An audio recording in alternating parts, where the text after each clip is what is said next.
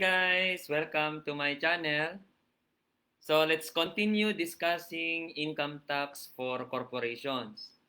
So in our first video pertaining to income tax on corporations, we determined the entities, okay, taxable as corporation under the tax code, specifically under section 22 paragraph B.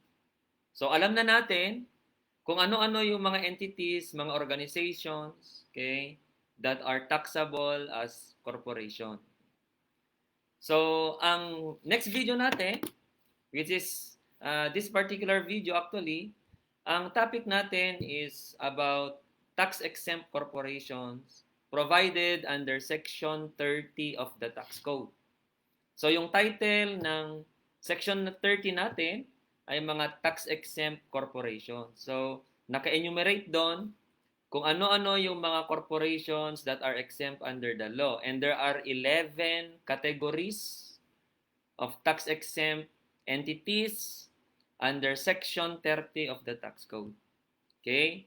So, inuuna natin itong mga to kasi importante na malaman mo kung ano-ano yung mga taxable as corporation, ano-ano yung mga, although corporation exempt under the law, para bago tayo pumunta sa pag-compute ng kani-kanilang tax, alam mo na yung mga entities na yon. Okay? So, crucial tong mga to.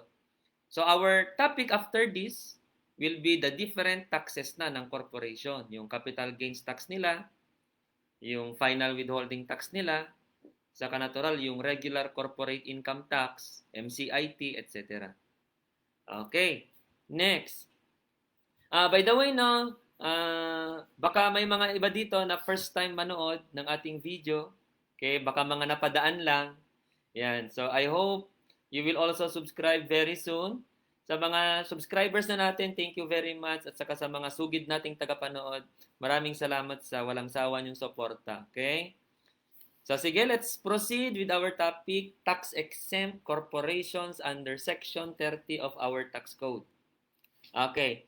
Take note, however, bago natin ibigay yung 11 categories of tax-exempt organizations under Section 30 of our tax code, tandaan natin na kaya nagpapataw ng tax ang gobyerno ay para may pondo ito, di ba?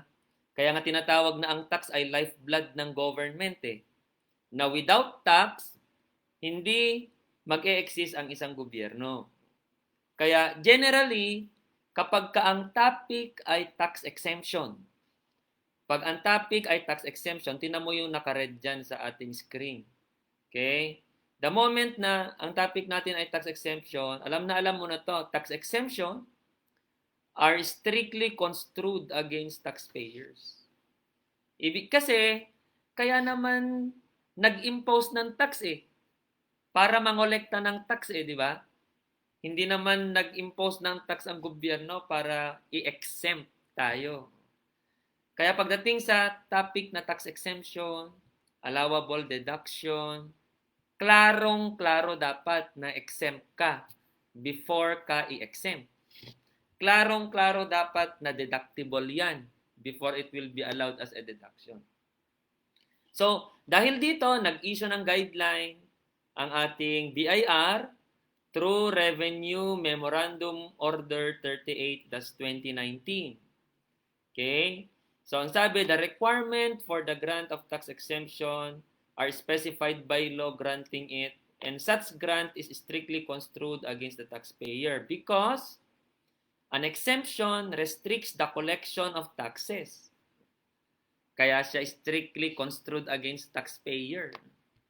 Necessary for the existence of the government.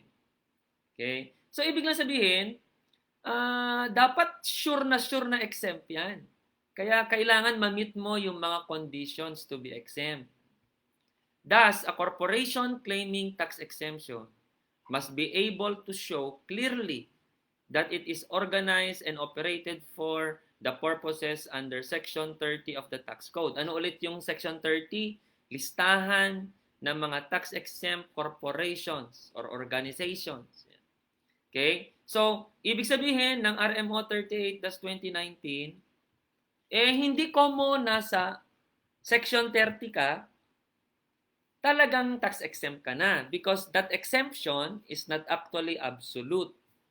May requirements muna bago ka talaga tuluyang i-exempt. Kaya actually, yung mga organizations, corporations na nasa listahan ng Section 30, subject pa yon sa verification by the BIR kung exempt ba talaga yan.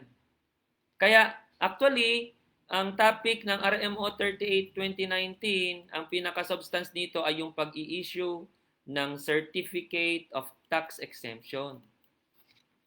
Kaya sa actual practice, kapag ka ang kliyente mo ay under Section 30, hindi ko mo Section 30, wala nang babayarang tax. So, we need to check first, meron bang Certificate of Tax Exemption yan na inisyo ng BIR.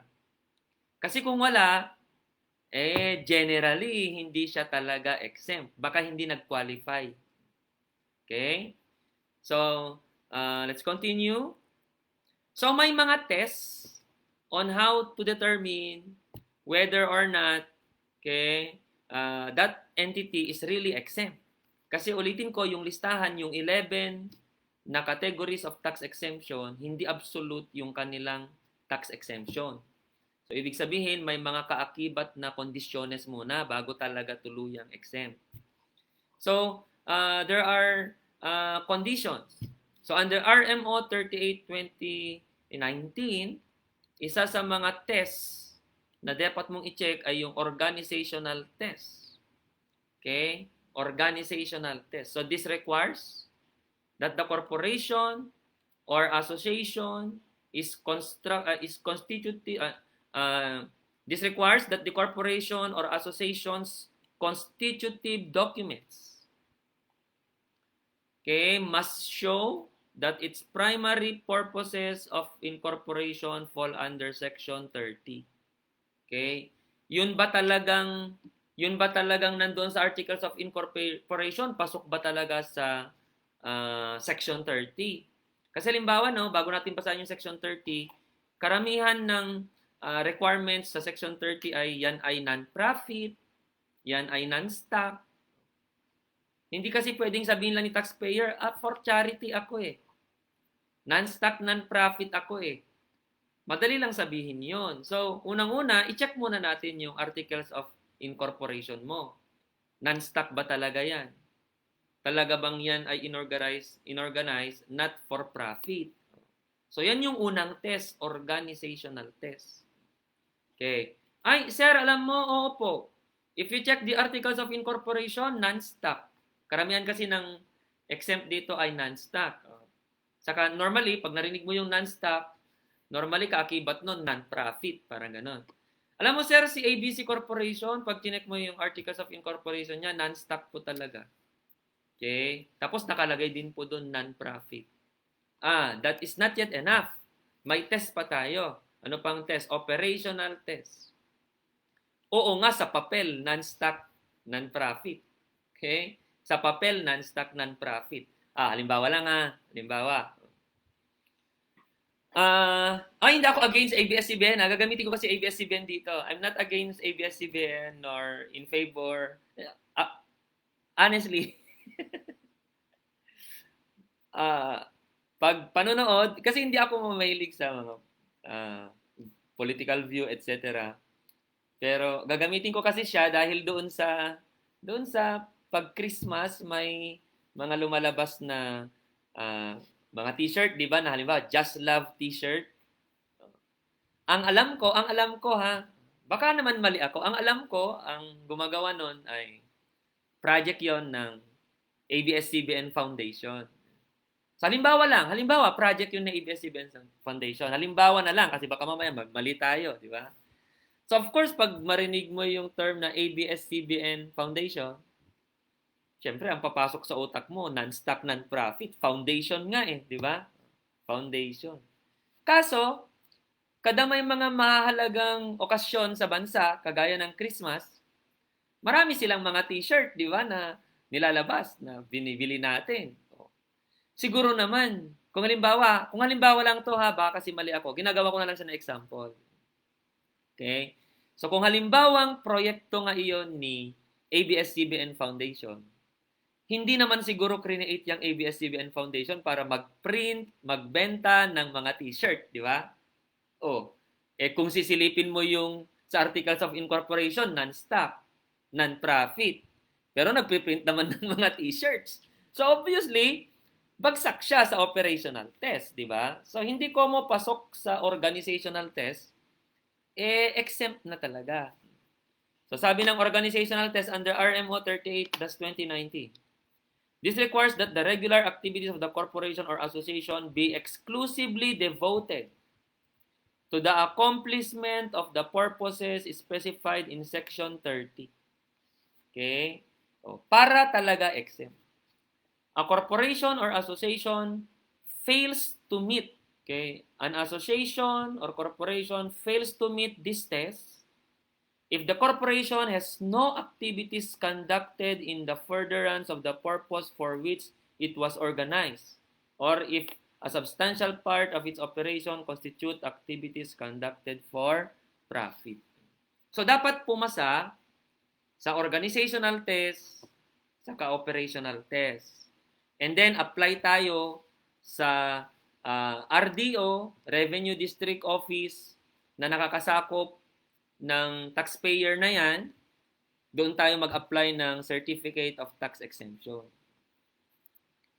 Okay, next. Karamihan ng nasa Section 30 or almost all na lang under Section 30 must be non-profit. Non-profit. Corporations falling under Section 30 as amended must be non-profit. Okay? So ano ba ibig sabihin ng non-profit? Non-profit means that no net income or asset accrues to or benefits any member or specific person, with all the net income or asset devoted to the institution's purposes and all its activities conducted not for profit. Tamang-tama ito, may kai-issue, kalalabas na decision ang Supreme Court. Okay? If not yesterday, the other day. Okay? May kalalabas siyang decision pertaining sa mga condo associations. Okay? Condo association. Siyempre, siguro naman, halimbawa, nakatira tayo sa condo. Siyempre, may condo dues tayo. Obviously, yung condo dues na yon ay gagamitin ng asosasyon natin para sa kabutihan ng mga nagmamay-ari ng condo na yan, di ba? So, hindi naman siguro mangongolekta yung condo para pagkakitaan tayong mga condo owners. So, sa decision na inisyo ni Supreme Court nitong mga nakaraang araw, sabi niya, kasi si BIR, nung panahon ni Madam Hinares, biglang naglabas ng revenue issuance na taxable daw yung mga kinokolekta ng condo associations. Okay? Kasi sabi ni BIR during that time, pag hindi raw maliwanag na tax exempt, taxable. So sabi ni Supreme Court nitong mga nakaraang araw, non-profit naman yung activity. Wala namang income or asset na mapupunta para sa mga miyembro or specific person Yung kinolekta ng condo association na yon para sa lahat ng mga condo owners. Hindi iyon kinolekta with the purpose na kumita sila. Siyempre, magbabayad ng mga gwardiya, maintenance, etc. Yun yung purpose ng kinokolekta. Parang sa subdivision. So, bakit ba nagbabayad ng fee ang mga taga-subdivision? Siyempre, meron tayong gwardiya, di ba? Kailangan din linisan yung daan, etc. So, yung kinokolekta naman sa atin, hindi naman ganun kalaki. And obviously, kaya kinokolekta yon is para masustentuhan yung mga activities ng organisasyon. Okay? So, yun ang ibig sabihin. So, non-profit means that no net income or asset accrues to or benefit any member or specific person with all the net income or asset devoted to the institution's purposes, and all its activities conducted not for profit. Thus, in order for an entity to qualify as non-profit, Okay? Corporation exempt from income tax. It must demonstrate that its earnings or assets do not inure to the benefit of any of its trustees, organizers, officers, members, or any specific person. So para tax exempt yan, dapat non-profit. Dapat pasok sa organizational test, non-profit, non-stock. Dapat pasok sa operational test. Hindi talaga for profit yung mga activities. Okay? So it must not be organized or operated for the benefit of private interests such as specific individuals, corporations, or his family. Okay, shareholders of the organization or persons controlled directly or indirectly by such private interests. Okay. So, dahil nga strictly construed against the taxpayer, ang tax exemption, so, nag-issue ang BIR nga ng RMO 38-2019 para sa pag-i-issue ng Certificate of Tax Exemptions or CTEs. However, itong RMO na to does not include processing of Certificate of Tax Exemption ng mga non-stock, non-profit educational institution like UST. So, ibig sabihin, pag UST, hindi na kailangan kumuha ng tax-exempt certificate. Kasi, ang non-stock, non-profit school ay dalawa ang tax exemption yan eh. Didiscuss din natin to later, pero bigyan ko na kayo ng idea. Dalawa ang tax exemption yan, Section 30. Okay, at maliban dyan, yung Philippine Constitution natin. Ang sabi ng Philippine Constitution, pag yan ay non-stock, non-profit educational institution, kung yung revenue ay actually, directly, exclusively used for educational purposes, walang tax yan. So, konstitusyon na ang nagsasabi. So, hindi naman sinabi sa Constitution na actually, directly, exclusively used, plus meron dapat Certificate of Tax Exemption. Wala namang ginanon sa Constitution. Actually, nung time ni Hinares, nag-issue si Hinares noon, si Madam Hinares ng ng revenue regulation na requiring mga non-stock, non-profit educational institution na dapat mag-secure din ng Certificate of Tax Exemption. So, syempre, nagsama-sama itong mga non-stock, non-profit educational institution at nagsumbong sa Supreme Court. Nagsumbong sa korte. Anong karapatan ni BIR na sabihan kaming mag-present muna kami ng CTE bago kami i-exempt? Ang liwanag sa batas, lalo sa konstitusyon, na kami ay exempt. Kaya na-revoke yung revenue issuance na yon. So therefore, sa 11 categories na pag-uusapan natin mamaya na tax-exempt entities, tatanggalin natin yung non-stock, non-profit educational institution sa pag-require sa kanila na mag-secure ng Certificate of Tax Exemption. So, meron kaming client sa EDT consultancy na non-stock, non-profit edu. So, no need to secure for CTE. Okay? Kasi nga, iba yung sa non-stock, non-profit edu institution. So, ito yung mga characteristics or features of Section 30. Okay? So, number 1, yung nasa Section 30, ang tax exemption nila ay hindi absolute. Bago natin isa-isahin yung mga entities na yon, kailangan maintindihan mo talaga na although mamaya makikita natin sila sa Section 30, hindi ibig sabihin, hindi automatically exempt na talaga because their income tax exemption is not absolute. Income tax exemption covers only the income derived by corporation in furtherance of purposes for which it was organized under Section 30. Balikan ko halimbawa UST. Ginamit ko na rin lang na example si UST. Di ba exempt si UST under Philippine Constitution? Pero provided it is actually directly, exclusively used for edu purposes.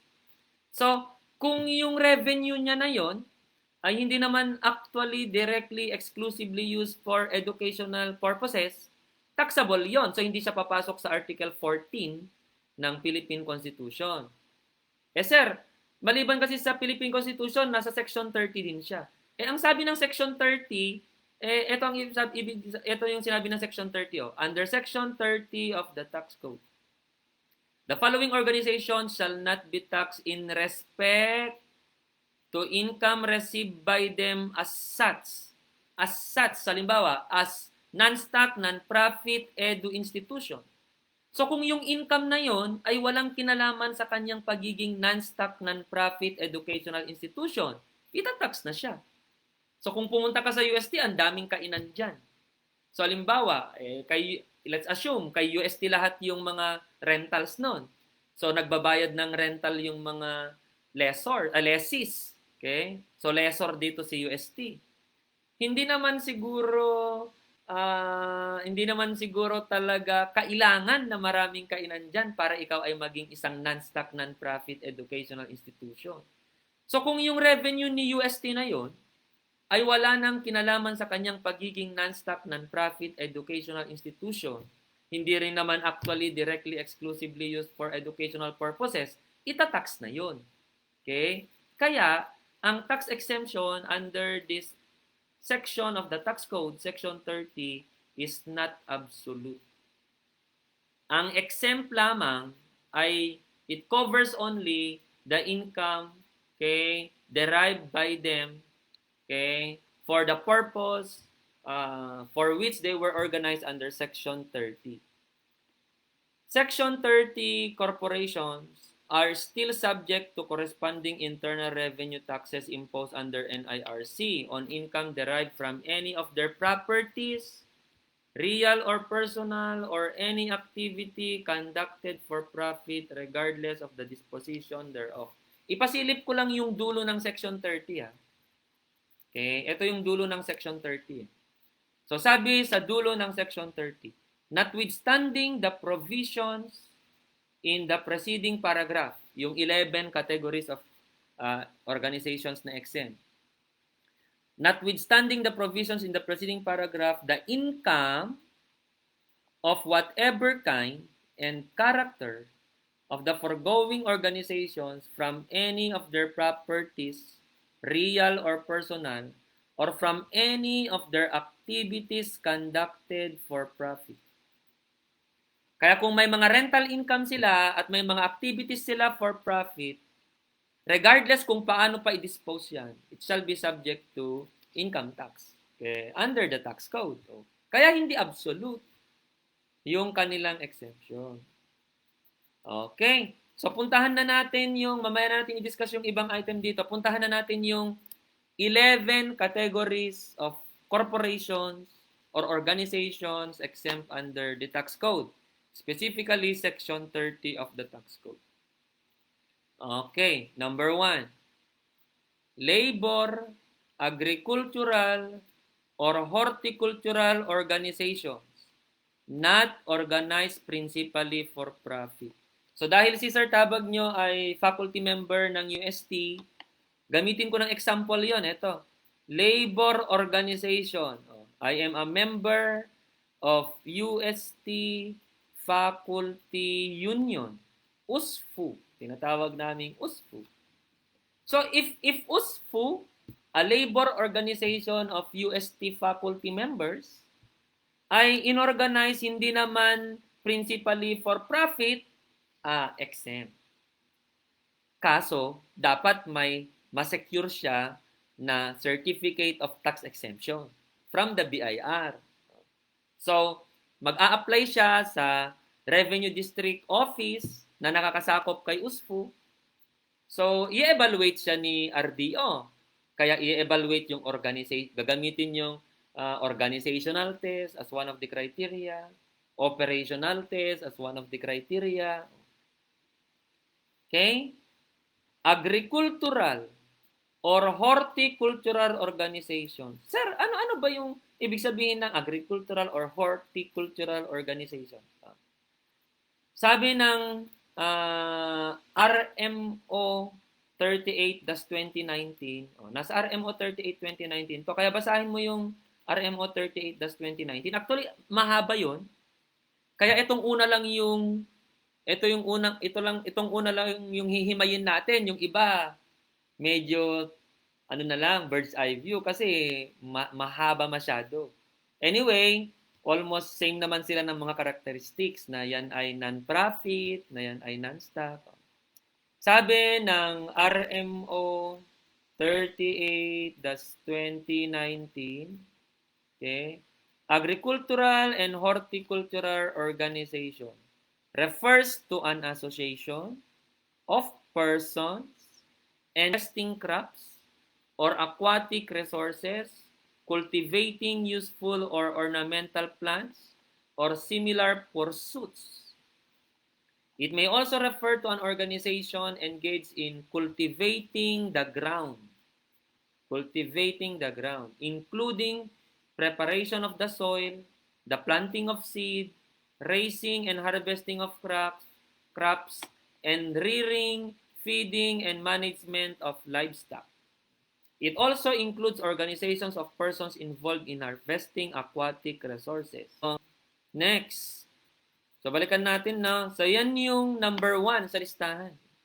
Labor, agricultural, horticultural organizations not organized principally for profits. Okay?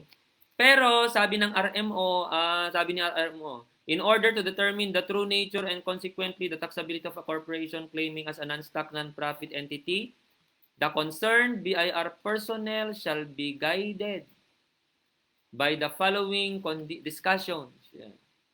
Characteristic, dapat it is organized as non-stock, non-profit, operated either as a labor or agricultural or horticultural organization.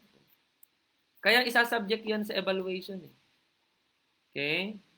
It refers to an association of workers like USFU who have combined to protect and promote the interests of its members by bargaining collectively with their employers to secure better working conditions, wages, and similar benefits.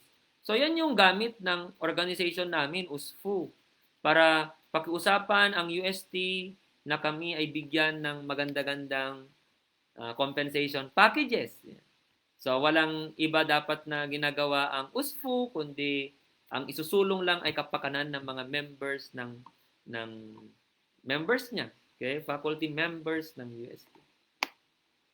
A legitimate labor organization is one duly registered with the DOLE, okay?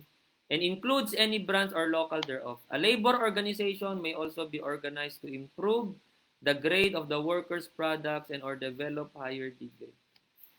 Okay, blah, blah, blah. So, balikan natin. So, 11 ito eh. So, number 1 pa lang tayo, pero pinakita ko lang kung gaano ka-stricto ang batas natin bago i-grant yung tax exemption na yan. So, dadaan muna sa masugid na pagsusuri ng BIR. Okay, so that's number 1 ha, labor, agricultural, horticultural organizations not organized principally for profit. Okay, number 2, sa section 30. Ang sabi ng section 30, pag yan ay mutual savings bank, exempt. Mutual savings bank not having a capital stock, so non-stock. Okay? Mutual savings bank not having capital stock, so non-stock corporation siya, and cooperative bank without capital stock, organized and operated for mutual purposes and without profit. Dapat talagang without profit. So, sakop actually yan ng RA 6938, yung batas tungkol sa mutual savings bank saka mga cooperative associations. Okay? So that's number 2. Number 3, a beneficiary society, okay, a beneficiary society, order, or association operating for the exclusive benefit of the members such as fraternal organization, operating under the LAD system, okay? Or a mutual aid association or non-stock corporation organized by employees providing for the payment of life, sickness, accident, or other benefits exclusively to the members of such society, order, or association, or non-stock, non-stock to non-stock corporation or their dependents. So basically, pag binasa natin lahat yung 11 na yan, laging paulit-ulit lang yan eh. Dapat non-stock, non-profit, walang revenue na napupunta sa mga miyembro o mga officers. Cemetery company owned and operated exclusively for the benefit of its members. So, eto para sa mga miyembro lang. Para sa mga miyembro lang. So, lahat ganon ang magiging senaryo. Okay?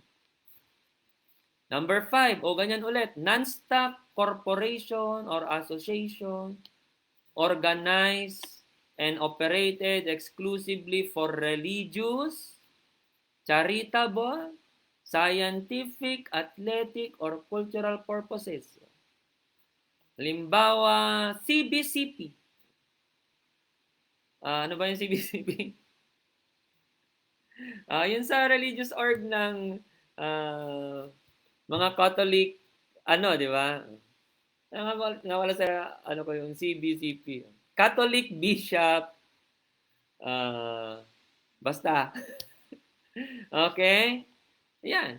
So, non-stock corporation or association organized and operated exclusively for religious, charitable, yung binanggit ko kanina, ABS-CBN Foundation. By the way, mas pinapanood ko kasi ang ABS-CBN. Okay? Nakalakhan ko na kasi yon. Pero hindi ibig sabihin na ako ay pro or against. Ano lang, basta nanonood lang naman ako without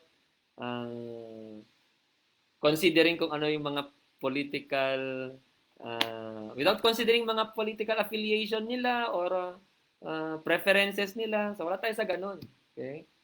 So, anyway, balik tayo. Yan. CBCP, ABS-CBN Foundation, scientific, athletic, or cultural purposes, or rehabilitation of veterans. Ito palagi, no part of its net income or asset shall belong or inure to the benefit of any member, organizer, officer, or any specific person. Kahit non-stock, non-profit yan. Kung napupunta naman sa mga miyembro or officer yung ibang nakokolekta, ganun din, taxable siya pag ganun. Kaya, laging ang bottom line mo palagi, talaga bang nag-ooperate yan na non-stock? Sir. Talagang non-profit yan. Yes, sir. Hindi kinukuha yung revenue dyan. Yes, sir. Okay? Business league. Like Makati Business League, kunwari. Chamber of Commerce. Okay? Or Board of Trade, not organized for profit. O di ba laging ganon? Not organized for profit. And no part of net income of which inures to the benefit of any private stockholder or individual. Civic or organization not organized for profit, laging ganun, di ba? Not organized for profit, but operated exclusively for the promotion of social welfare. Eto na si UST, non-stock, non-profit edu institution. Eto na si UP, Government Edu Institution. And last 2 items na tayo sa listahan ng tax exempt. Actually, kaya kung hindi mo man i-memorize yung 11 categories of tax exempt corporation, basta ba maliwanag na yan ay operating as non-stock, operating as non-profit, pasado siya sa organizational test. Ano yung organizational test? Na talagang yung organization ay non-stock, non-profit siya na na-form. Pwede mong silipin sa articles of incorporation niya. Tapos operational test, talagang hindi nag-generate ng revenue. At kung nag-generate man ng revenue, para lang yun sa kapakanan ng mga miyembro at walang napupunta na revenue o nakinita sa mga members, officers, etc. Laging ganun lang yan eh. Kaya kung hindi mo man ma-memorize yung buong 11 na yan, safe ka pa rin. Okay? Basta alam mo yung mga conditions na yon. Farmers or other mutual, typhoon, or fire insurance company, mutual deeds or irrigation company, mutual or cooperative telephone company, or like organizations of a purely local character. The income, yan na naman tayo, the income of which consists solely of assessments, dues, and fees collected from members for the sole purpose of meeting its expenses. Okay. Next. So, pansinin mo, yung kinolekta is simply for the purpose of meeting its expenses. Halimbawa, JPIA. Kung mga estudyante kayo, ay JPIA. Although hindi farmers to, example ko lang yung for the purpose of meeting its expenses para sa mga members lang. JPIA. Hindi naman create ang JPIA para kumita di ba? So yung membership fee nyo, kung estudyante ka, nanonood, yung membership fee nyo ay para isulong yung programa para sa inyong lahat ng mga accountancy students. Alam mo sir, si JPIA nag-print ng t-shirt. Uy, baka for profit na yan ha. Nagbebenta ng mga mugs na may nakalagay JP, batch 2020, 2021, yan. Okay? So, tingnan kasi, although JP yan, hindi yan dapat taxable, pero kung engage pala yan sa activities na taxable in nature, ay itatax yan. Si UST nga, pwedeng itinatax nga si UST. Kasi may mga revenue yata siya na hindi naman o walang kinalaman sa kanyang pagiging UST. Farmers, fruit growers, or like association organized and operated as sales agent for the purpose of marketing the products of its members and turning back them to the proceeds of sales, less the necessary selling on the basis of So, pansinin mo to, yung association, binenta niya yung produkto ni farmer. Yung napagbentahan ni association, ibinalik kay farmer. Pero sabi niya kay farmer, napagbentahan ko 1 million. Yan yung napagbentahan ko ng produkto mo. Pero farmer, may mga ginastos kaming 200,000, kaltas namin na. Okay? Pero hindi pa rin sa taxable kasi hindi naman yun ginawa para kumita si association, di ba? Less necessary selling on the basis of the quantity produced finished by them. So yan yung listahan ng 11 organizations na exempt under the law. Pero again, as emphasized sa umpisa pa lang, kahit nasa 11 ka na listahan, kahit nandoon ka pa sa listahan, yung income, meron ka namang income na walang kinalaman sa pagiging tax-exempt entity mo. Balikan ko lang si JPIA kanina. Hindi itinayo ang JPIA para magpa-concert. Nagpapa-concert si JPIA. So, walang kinalaman sa kanyang pagiging JPIA, di ba? Bebenta-benta ng mga kung ano-anong gamit nyo sa school. Kukompetensyahin na niya si National Bookstore. Yeah? Yan. So, pag ganon, itatax yan. At pag tinax yan, taxable as corporation. Pasensya na sa mga estudyante dito ha, baka may mga tayo ng mga JPIA dito ha, mga JPIA officers. Kayo mga JPIA officers, ipa-rehistro nyo yung JPIA nyo na organization. Okay?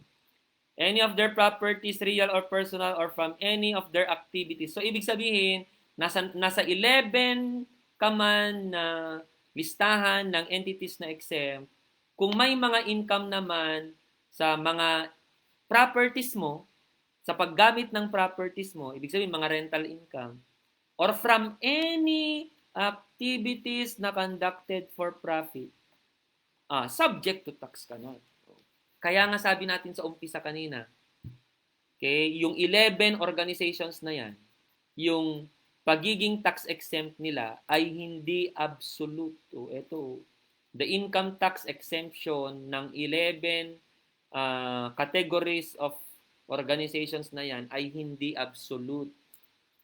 Number 2, kahit pa nasa listahan ka ng 11 categories of organizations or corporations na exempt under the law, may obligation ka as withholding agent of the government. Halimbawa, may mga empleyado ka eh. So mag-withheld ka ng kanilang tax sa sahod nila. Halimbawa, si UST, wala namang ibang income na walang kinalaman sa pagiging UST. Purely from tuition fee lang. Di tax exempt si UST talaga, buong buo tax exempt.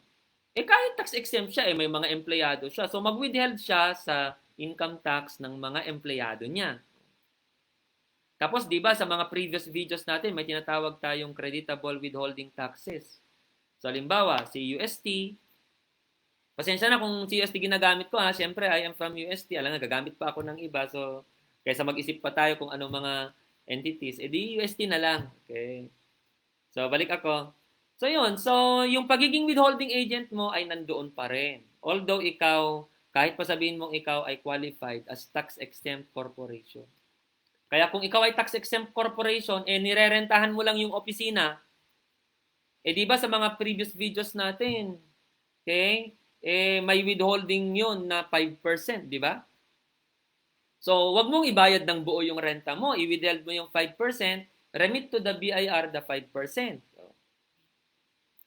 Okay, and lastly, kahit pa tax-exempt entity ka, ang topic natin dito ay exemption from income taxation. Pag bumili ka ng goods na hindi naman exempt sa VAT, syempre, may VAT yung bibilhin mo. Okay? Kaya hindi ko mo halimbawa si JP balikan na lang natin si JP si JP bumili ng mga school supplies para gagamitin ng mga members. Ang school supplies ay subject sa VAT. Ikaw na JP exempt ka sa income tax. Pero pag bumili ka at may VAT yung binili mo, syempre babayaran mo yung VAT nun. Kaya liability for VAT for your purchases of goods or properties or services. Ito pa, if the corporation is engaged in the sale of goods or services in the course of business, okay, pati yung sales mo, subject na sa VAT yun. So, balikan natin si JP nagamit na natin si JP Nagpa-concert. Walang kinalaman sa kanyang pagiging JP Let's say, madalas ang concert kaya sa isang taon, lagpas 3 million. Grabe, ang lakas ng negosyo. So, kung ganun, pati yung pagbebenta mo ng ticket para sa concert, may VAT yun kung ganun. Kung hindi man VAT, subject sa 3% percentage tax. Kasi, pag ganun, engage ka na sa negosyo. Di ba pag engage sa negosyo, VAT or percentage tax. Okay? So, I hope maliwanag, no? So, there are 11 categories of, summarize lang natin yung diniscuss natin. Under Section 30, ito yung listahan ng tax-exempt corporations at 11 yan. Pero, ang ini-emphasize natin dito, specifically RMO 38-2019, although nasa listahan ka ng Section 30, hindi absolute yung pagiging exempt mo agad. Dadaan pa rin sa pag-scrutinize ng BIR. And in fact, you need to secure your certificate of tax exemption. Kasi kung wala iyon, generally, you are not exempt unless you are a non-stock, non-profit edu institution kasi nakahiwalay yon. Okay? So, I hope maliwanag sa inyo yung mga tax-exempt corporation. Ang bottom line niyan, siya ay non-stock, siya ay non-profit, walang revenue, walang asset na napupunta sa kahit kanino sa inyo na mga miyembro. So, yun actually ang pinaka-substance ng usapin na to. So, again, thank you very much sa mga masugid nating mga taga-subaybay. I hope nakakatulong tayo sa inyo para mas mapaghandaan nyo yung board exam if you are a CPA reviewee, para mas ma-enhance pa yung knowledge mo sa tax kung ikaw ay CPA na, pero gusto mong ma-refresh yung knowledge mo sa tax, etc. So again, thank you very much for subscribing. Lagi tayong maging safe kay COVID-19 ha. So, God bless you all. Stay safe. Thank you.